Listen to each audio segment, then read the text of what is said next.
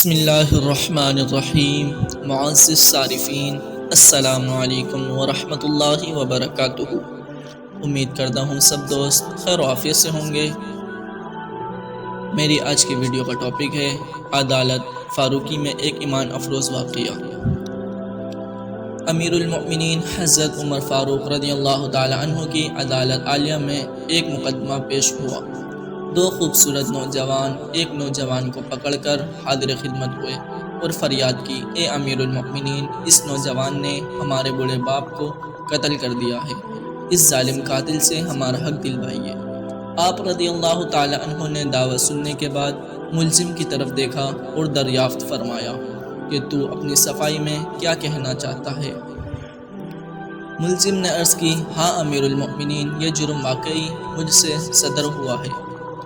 میں نے زور سے ایک پتھر اسے مارا تھا جس سے وہ ہلاک ہو گیا تھا۔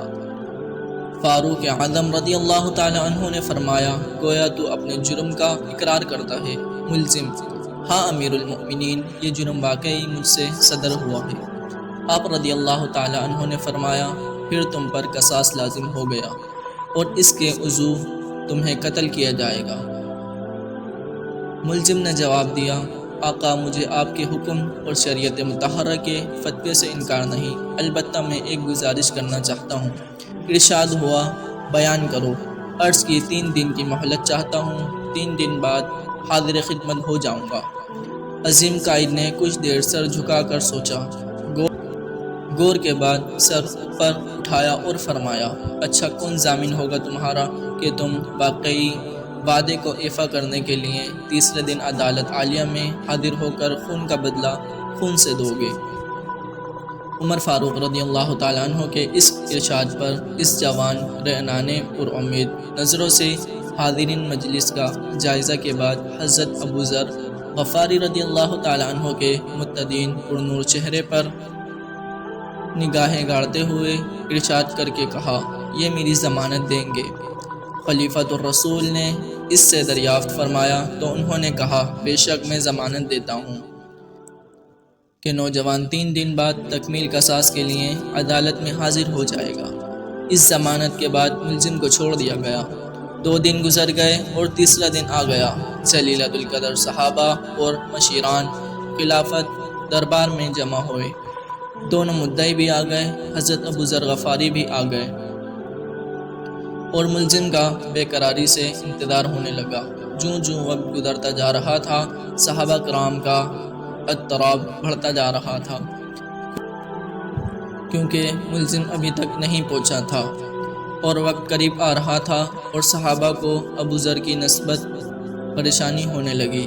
1-2 مرتبہ مدعیوں نے بھی دریافت کیا، مگر انہوں نے ہر مرتبہ یہی جواب دیا کہ اگر 3 یوم گزر گئے اور ملزم نہ آیا تو میں اپنی ضمانت پوری کروں گا، پریشانی کی کوئی بات نہیں۔ جب حاضرین پریشانی کی انتہا پر پہنچ گئے اور دہلا دینے والے انجام کے تصور سے سہم گئے کہ اچانک ایک طرف سے ملزم دربار میں آ حاضر ہوا۔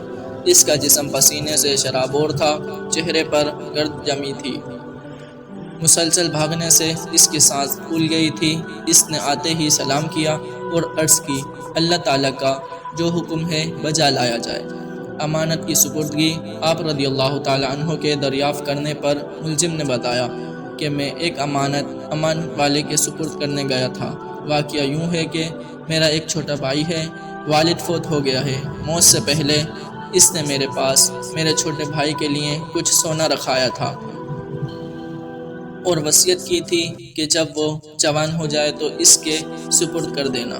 میں وہ سونا ایک جگہ رکھ آیا تھا جس کا علم مجھے ہی تھا، اس لیے وہ سونا اس کے سپرد کرنے گیا تھا۔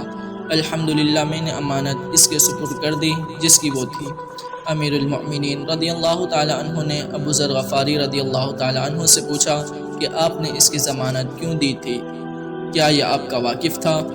انہوں نے کہا کہ میرا اس سے کوئی تعلق نہ تھا، صرف یہ بات تھی کہ جب اس نے پر امید نگاہوں سے میری طرف دیکھا تو مجھے خیال آیا کہ اگر بھرے مجمع میں بھی میں اس کی ضمانت نہ دوں گا تو کل بروز قیامت رب العزت کے سامنے شرمندہ ہونا پڑے گا کہ اتنے آدمیوں میں سے کوئی بھی اس کا ضامن نہ بن سکا، اس لیے میں نے اس کی ضمانت دی۔ علاقے میں اسے بالکل نہ جانتا تھا، نہ مجھے معلوم تھا کہ یہ کہاں رہتا ہے۔